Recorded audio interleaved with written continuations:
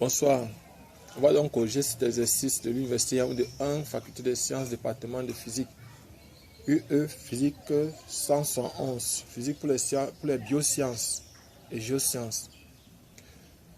Filière BIOS et GEOS. Juin 2022. Semestre 2, durée 2 heures. Groupe 2. Exercice 1. Soit une particule M dans un repère cartésien OIJK.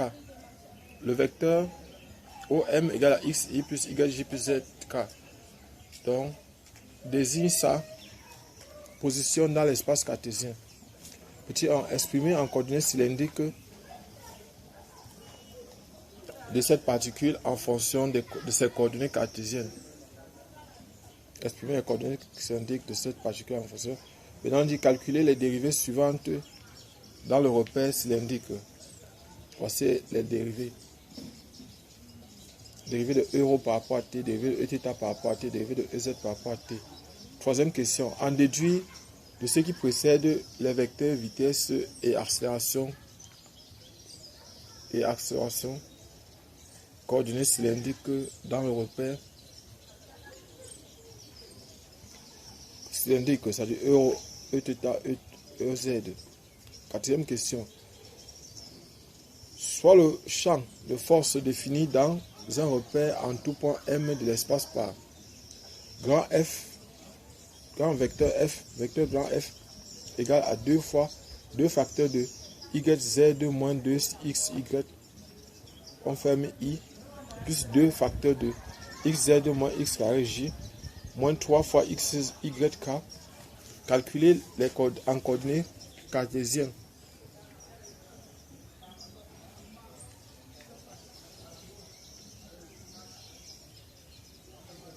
Calculer en coordonnées cartésiennes le rotationnel de F au point A et B. 6.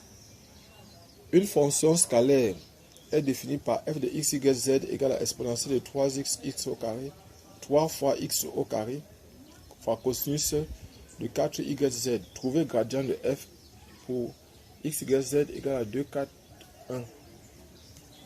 Exercice 2. Le mouvement d'une particule M se déplaçant dans un plan X, O, Y est décrit par les équations suivantes.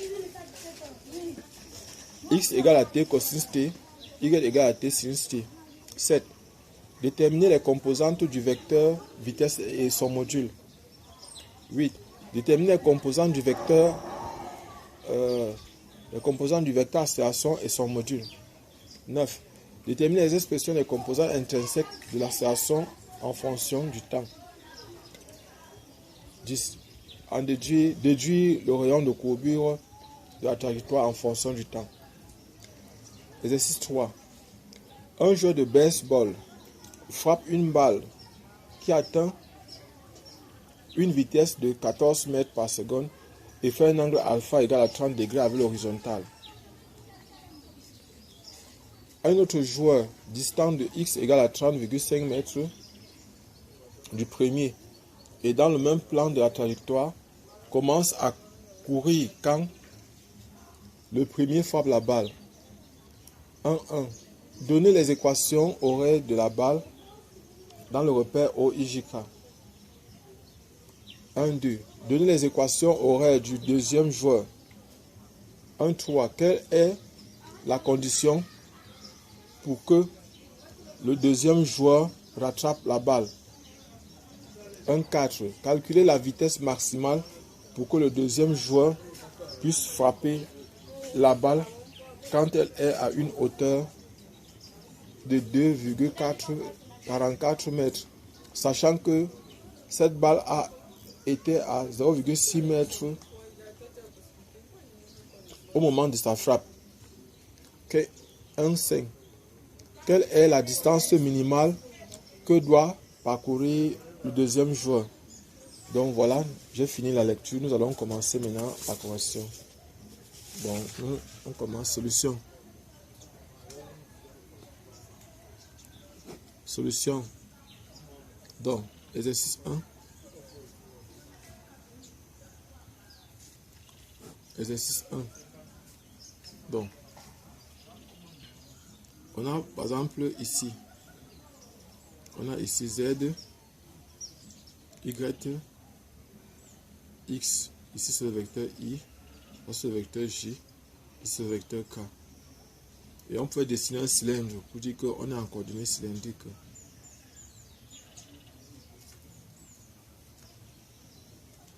Voilà par exemple ici, le point M est ici, ça c'est grand M qui est là, ça c'est petit M qui est la projection.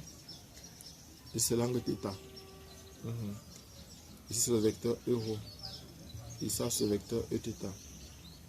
EZ c'est le vecteur ci. C'est le vecteur qui est orienté vers le haut ici.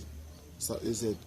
Donc maintenant on me demande de déterminer, première question, exprimer les coordonnées cylindriques de cette particule en fonction de ses coordonnées cartésiennes. Donc déjà, on va d'abord exprimer les coordonnées cartésiennes en fonction des coordonnées cylindriques. Ça c'est une expression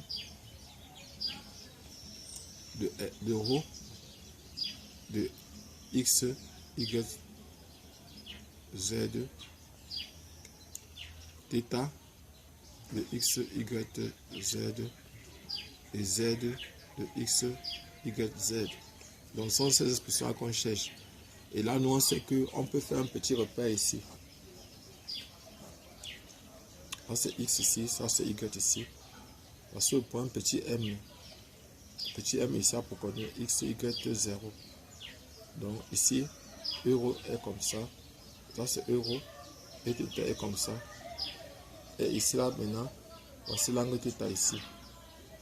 On va faire la projection ici, ça, c'est O. Ça, c'est le vecteur I. Ici, ça, c'est le vecteur J. On peut faire la projection ici comme ça. Ici, il y a un angle droit. Donc, ici, c'est le cosinus. Donc, on aura par exemple ici x égale à ρ cosinus θ, y égale à ρ sinus θ et z égale à z. Donc, en tirant ça, on aura donc ici ρ égale à racine carrée de x au carré plus y au carré. Θ égale à a pour tangente de y sur x et z égale à z. Donc voilà par exemple ce qu'on nous demandait. On vient de répondre à la première question. Maintenant, deuxième question. À la deuxième question, on demande de calculer les dérivés ci. Calculons dérivée de euro par rapport à t. Dérivée de Eθ par rapport à t. Dérivée de EZ par rapport à t.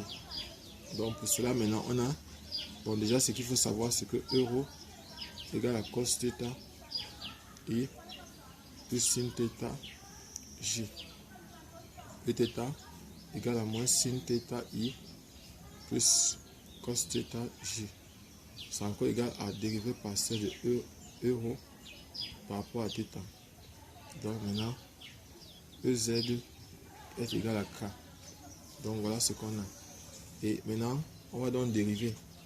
Dérivée de euro par rapport à t égale à dérivée de euro par rapport à θ fois dérivée de θ par rapport à t. Ça va donner maintenant, dérivée de θ par rapport à t fois dérivée de euro par rapport à θ. Or, dérivée de θ, dérivée de euro par rapport à θ égale à E θ.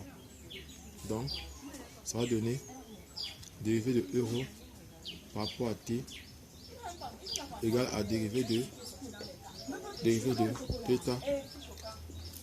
Oh, s'il vous plaît. Oui, donc, on est en train de dire ça va faire dérivée de θ par rapport à t fois E θ. Donc, voilà la réponse ici. Et on va continuer avec la deuxième question. On va donc continuer. On a dérivée de Eθ par rapport à t. Ça va donner dérivée de Eθ par rapport à θ fois dérivée de θ par rapport à t qui est égal à moins dérivée de θ par rapport à t fois E R car dérivée de Θ par rapport à θ égale à moins ER. Donc, dérivé de Eθ par rapport à t égale à moins dérivé de θ par rapport à t fois ER. Voilà ça. Maintenant, on a dérivé de EZ par rapport à t. Ça va faire maintenant dérivé de EZ par rapport à θ fois dérivé de θ par rapport à t, qui est égal au vecteur nu, car dérivé de EZ par rapport à θ égale à dérivé de k par rapport à θ. Or, k ne dépend pas de θ, donc ça donne directement le vecteur nu ici. Donc, on va dire que dérivé de Eθ par rapport à t, de EZ plutôt, de EZ par rapport à t égale au vecteur nu. Donc, voilà ce qu'on a. Et maintenant, nous sommes à la question 3. La question 3, en dépit de ce qui précède le vecteur vitesse, le vecteur accélération dans le repère cylindrique. 3. Donc, vecteur vitesse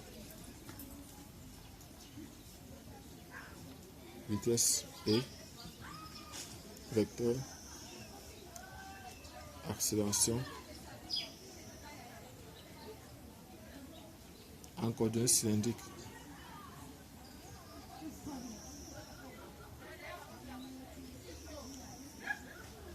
Donc, commençons par le vecteur position. Le vecteur position, c'est OM qui est égal à ρ ER plus ZK. Donc, vecteur vitesse maintenant. Vecteur vitesse. Le vecteur vitesse c'est V qui est égal à la dérivée de OM par rapport au temps. Ça va donc faire dériver par rapport au temps de ρ. Ça c'est ρ ici, hein, c'est ρ. Ρ euro plus dérivé par rapport au temps de ZK. De ZK. Et maintenant, ce que je veux faire, c'est quoi? C'est que ici, c'est le produit de deux fonctions, comme U fois V. Donc, on sait souvent qu'on a U fois V, le tout prime, c'est égal à U prime V plus V prime U. Donc, voilà ce qu'on a. Et maintenant, V, le vecteur V, est donc égal à, ça va faire dérivé de ρ par rapport à t, euro, plus ρ, dérivé de euro par rapport à t, plus donc maintenant, dérivé de z par rapport à t, k. Or, donc ça va donner encore V est égal à la dérivée de ρ par rapport à t, dérivée de ρ par rapport à t, euro plus ρ dérivée de θ par rapport à t, Eθ plus dz par rapport à t, k. Donc maintenant, on va faire le vecteur accélération.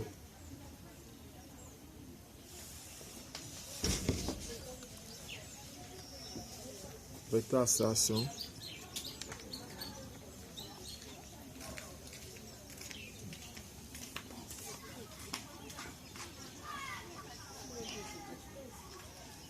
Vecteur accélération. On a gamma est égal à la dérivée de V par rapport à T. Donc voilà ça, dérivée de V par rapport à T. Et ici donc, on va utiliser ça. On va utiliser ça. Donc on a gamma ici, égal à, on a ici, c'est le produit de deux fonctions ici. Ça va faire dérivée seconde de ρ par rapport à T, euro, plus donc maintenant je dérive celui-ci. C'est-à-dire ça va faire maintenant plus maintenant dérivé de ρ par rapport à T fois dérivé de euro par rapport à t. Plus donc maintenant, donc ici ça se produit de trois fonctions. Je vais dériver ceci. Bon, je vais dériver ceci, ça va faire plus maintenant dérivé de rho par rapport à t fois dérivé de θ par rapport à t fois e θ. Plus donc maintenant, il va dériver par rapport à ceci en gardant les deux autres constantes. En gardant les deux autres constantes. Donc ça va faire plus maintenant rho dérivé seconde de θ par rapport à t et θ. Plus donc maintenant, je vais dériver par rapport à ceci en gardant les deux autres constantes. Plus maintenant rho dérivé de θ par rapport à t, dérivé de θ, de e θ par rapport à t. Plus donc maintenant, le dernier cas c'est dérivé seconde de z par rapport à t. K. Donc maintenant on va arranger. On va arranger.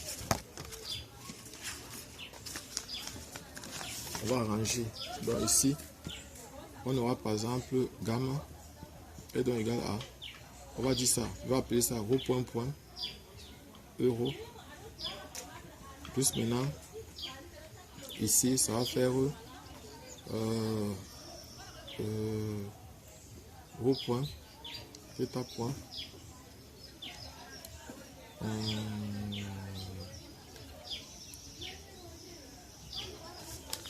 Bon. Ici, on avait la deuxième expression, celui-ci a donné, ça va donner, je crois, c'est θ point e θ. θ point e θ plus rho point θ point e θ plus rho θ point point e θ moins rho θ point carré euro plus z point point ez. Donc voilà ce qu'on a. Et puis maintenant voilà ce qu'on a ici. On va regrouper les termes. Ça va faire gamma qui est l'accélération qui est égale à, ici c'est rho point point moins rho θ point au carré euro plus maintenant 2 fois rho point θ point plus rho θ point point e θ plus z point point e z. Donc voilà par exemple l'expression qu'on trouve pour l'accélération. Nous allons passer dans la question 4. Question 4 maintenant. On va passer à la question 4. Question 4. On dit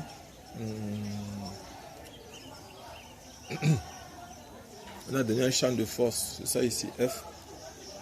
Donc 4. F est égal à 2 facteur de YZ moins 2X YI plus 2 fois XZ moins X carré J moins 3 fois X Y K. Et on me demande de calculer en coordonnées cartésiennes la divergence de F au point. Donc, ici, ce qu'il faut savoir, je vais d'abord expliquer la divergence de F. Donc, on peut supposer que F, bon, je pourrais aller une fois. Divergence de F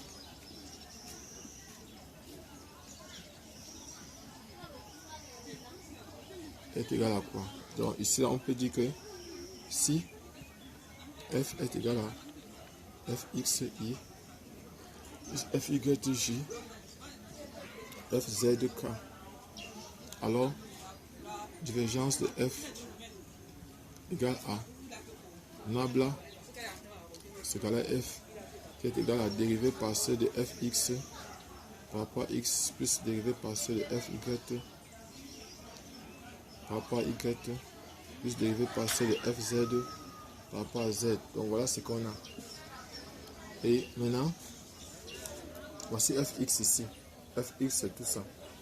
Donc dérivé partiel de fx par rapport à x égale à dérivé par rapport à x de yz moins 2 fois x y.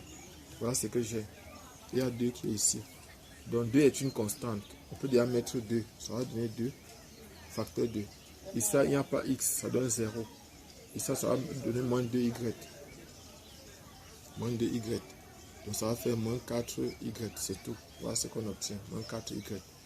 Dérivé de fy par rapport à y égale à dérivé par rapport à y de 2 facteur de xz moins x au carré. Donc ça va faire ici là. Il n'y a pas de y ici. Donc ça fait 0 directement parce qu'il n'y a pas de y. Donc ceci est considéré comme une constante par rapport à y. Donc ça fait dérivé de fz par rapport à z égale à dérivé par rapport à z de donc ça va faire moins 3 xy. Il n'y a pas de z ici, ça donne 0. Ça veut dire que la divergence de f est donc égale à moins 4y. Au point A de coordonnées moins 2, 1, 3, on a divergence de f égale à y égale à 1 ici. Donc y égale à 1. Ça va faire moins 4 fois 1 qui est égal à moins 4. Donc voilà par exemple ce qu'on a. Voilà ce qu'on trouve. Maintenant on passe directement à la question 5. Au niveau de la question 5, donc 5, on dit soit A et B, 2 points, et F, voilà F par exemple ici, le champ de force défini pour tout, calculé en coordonnées cartésiennes, rotation de F. Donc, au point A et B. Donc, je vais prendre donc, on a donné F qui est égal à moins 3x au carré z au carré i moins 4y au carré g plus 2 fois x au carré y z puissance 4k. Maintenant, f là est encore égal à quoi? Fxi plus fyg plus fzk. Voilà ce qu'on a. Et le rotationnel, calcul rotationnel de f.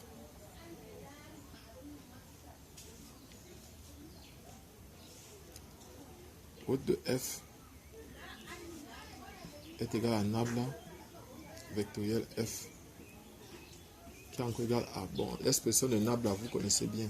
Donc si quelqu'un ne connaît pas, vous dites, je vais vous donner l'expression de l'opérateur nabla.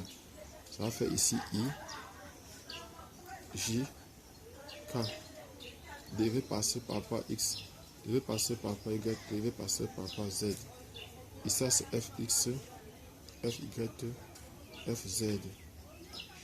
Donc voilà ce qu'on a. De rotation de f, je bats ça et bas ça, ça va faire ici là, je mets la parenthèse, ça va faire dérivé par rapport à y de fz moins dérivé par rapport à z de fy i moins dérivé par rapport à x de fz moins dérivé par rapport à z de fx g plus dérivé par c par rapport à x de fy moins dérivé de fy par rapport à x par rapport, donc ça c'est la dérivée par rapport à, donc ça et ça x par rapport à fy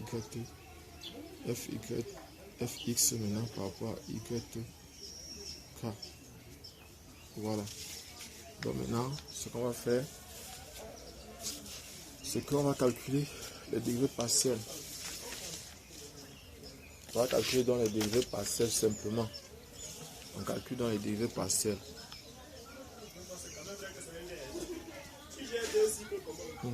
On calcule dans les dérivés partiels. Les dérivés partiels de f par rapport à y de fz. Par rapport à y de fz. Fz c'est quoi? Fz ici est égal à 2 fois x au carré y de z puissance 4. Ça va faire donc 2x au carré z puissance 4. Voilà. Dérivé par rapport à de fy par rapport à z. Par rapport à z, ça va donner fy c'est moins 4y au carré. Ça va faire 0. Dérivé par rapport à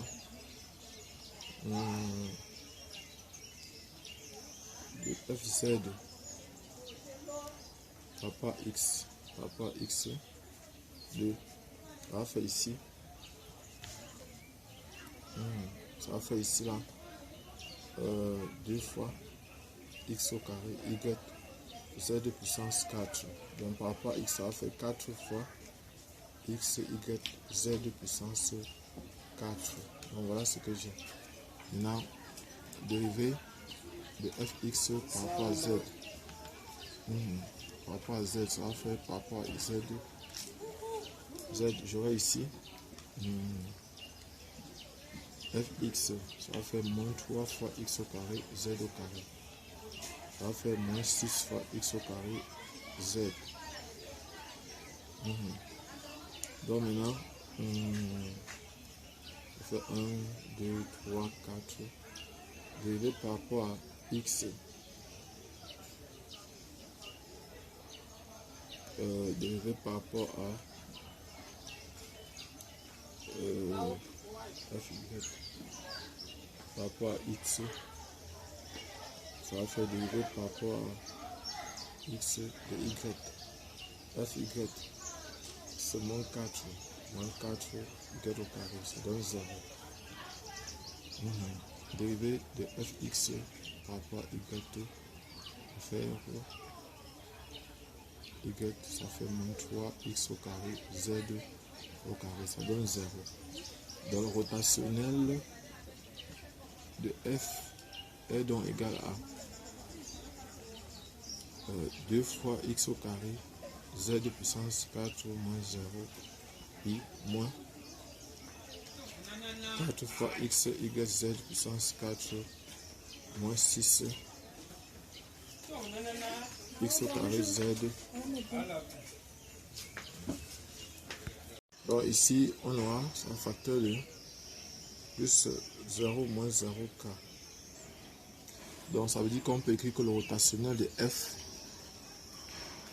est donc égal à 2 fois x au carré z puissance 4 i moins 4x y z puissance 4 moins 6x au carré z j. Donc voilà le rotationnel. Maintenant au point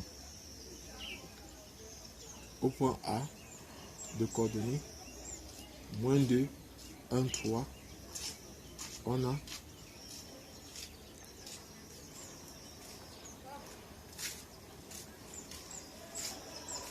rotationnel de f égale à 2 facteur de moins 2 à la puissance 2 fois 3 à la puissance 4 i moins 4 facteur de moins 2 facteur de 1 facteur de 3 à la puissance 4 moins 6 facteur de moins 2 au carré fois 3 j. Donc ici ça va donner on fait 4 ici, 4 ici, ça va faire 8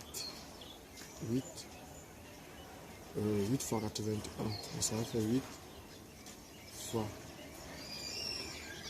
81 i moins ici ça va faire moins 8 fois Ça va te donner fois 81. 81. Moins, ici, ça va faire 4, ça fait 12. 12 fois 6, 72. Moins 112. J. Donc vous pouvez calculer en fait. Vous pouvez calculer. Maintenant au point B de coordonnées. Au point B de coordonnées 2, 1, 1. 2, 1, 1. On a rotationnel de F égale A. X égale à 2, ça fait 2 facteurs de 2 au carré. Facteur de 1 à la puissance 4 I moins 4 facteur de 2. Facteur de 1, facteur de 1 à la puissance 4 moins 6 facteur de 2 au carré, facteur de 1 J. Donc, ça va faire ici là 4, ça fait 8 I moins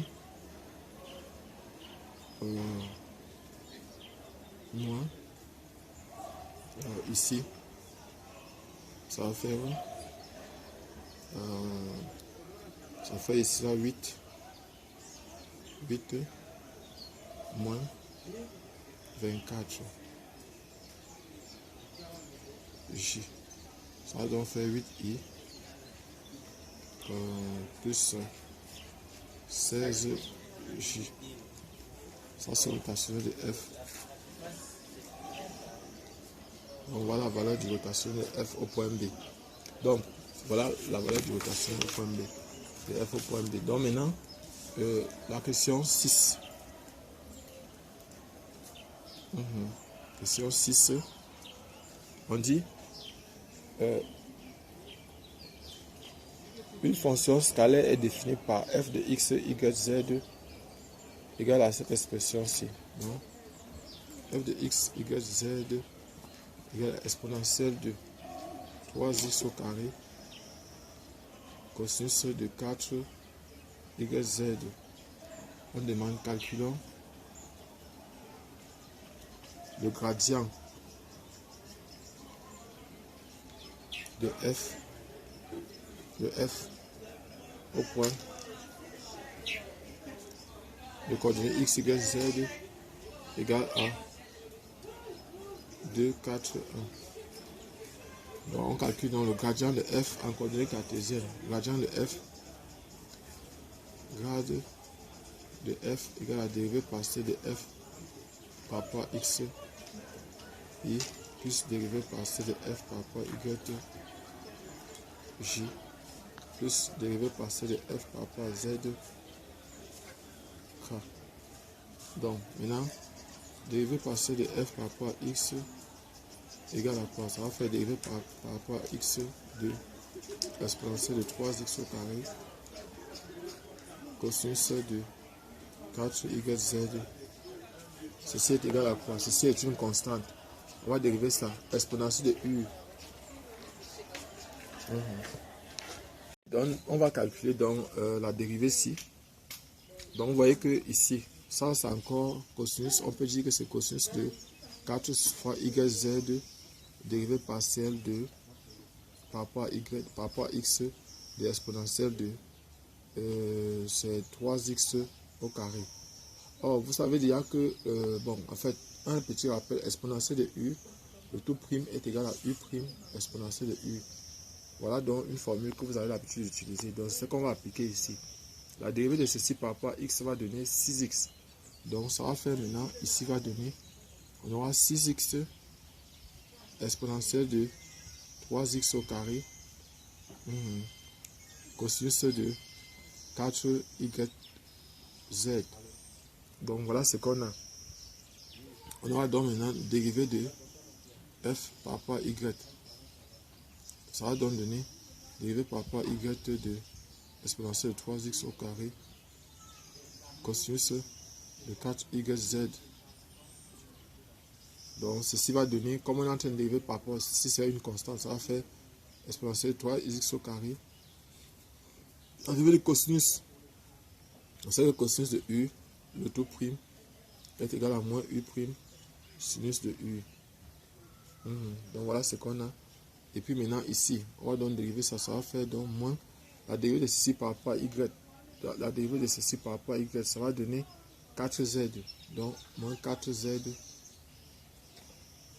facteur de moins 4Z sinus de 4 YZ. Donc la réponse finale sera donc moins 4Z exponentielle de 3x au carré sinus de 4YZ. Donc voilà ce qu'on aura. Donc ici maintenant on aura dérivé de f par rapport à z. Ça va donner, bon en fait ça sera presque la même chose qu'ici. Ça va donner presque le même résultat. Donc ça va faire simplement ici à moins 4y exponentielle de 3x au carré sinus de 4YZ. Donc voilà ce qu'on aura. Voilà ce qu'on aura. Donc le gradient de f, le gradient de f sera donc égal simplement à 6x exponentielle de 3x au carré exponentielle de donc cosinus de 4YZ i plus 1. Donc ça va faire moins plutôt 4 moins 4 z exponentielle de 3x au carré sinus de 4YZ j moins, donc on va mettre plus ici, on met moins ici 4y exponentielle de 3x au carré sinus de 4YZ k. Donc maintenant au point de coordonnées x, y, z égale à 2, 4, 1, on a gradient de f. Gradient de f est égal à x égale à, donc ça va faire 6. Oui, donc on calcule le gradient, ça va faire au point ici, on a donc exponentielle.